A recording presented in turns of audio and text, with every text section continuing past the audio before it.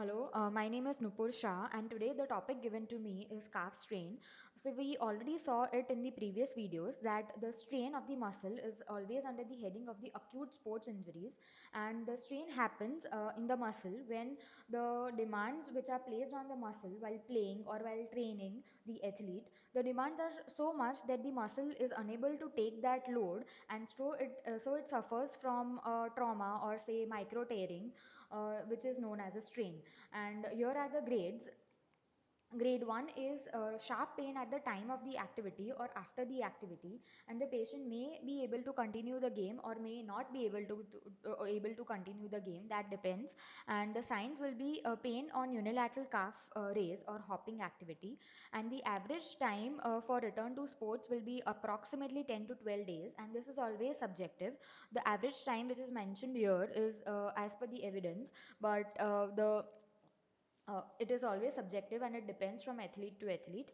And grade 2 will be the symptoms will be unable to continue the activity. Signs active plantar flexion will be painful and significant loss of dorsiflexion. And if bilateral calf raise is attempted, then that will also pain. And the return to sport is around 16 to 21 days.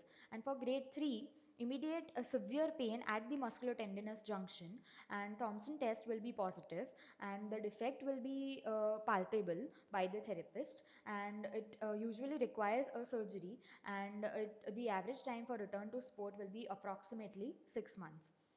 So coming on to the Thompson test, which is mentioned here, the patient is in prone lying position. The feet will be at the edge of the couch, and the therapist will squeeze the calf muscles. And while squeezing it, a plantar flexion should occur if the test is negative. But if here the plantar flexion doesn't occur, then the test will be considered positive for a rupture or a tear. So management for grade 1 and grade 2 will be TENS or IFT, and for grade 3 it will be a surgery, and post surgery, once the immobilization phase is over, that time strengthening is started for the calf muscles.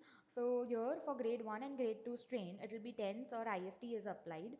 Then crutches will be given as the weight bearing for the patient will not be possible. Then general stretching of the gastrocnemius is started soon after the injury within the pain limit, and muscle strengthening is started after a couple of weeks. The strengthening exercises is as per mentioned here. The progression will be first there will be unilateral calf raise followed by bilateral calf raise. Then add the weights and continue the above two exercises. The weight will be given in the backpack, and then the patient will be asked to perform the unilateral and bilateral calf raise after wearing the backpacks. Then the weight has to be added as per the requirement and as per the game of that particular athlete.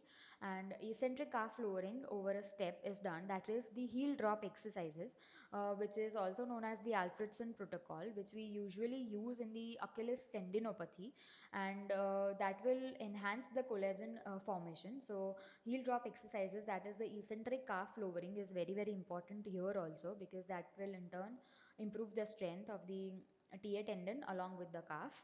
And low impact cross training like static cycle or swimming, that has to be started.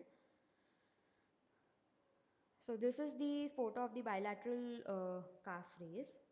Here the patient or the athlete is doing the unilateral calf raise, and here he is doing the heel drop exercise, that is the eccentric lowering of the calf muscles. Thank you.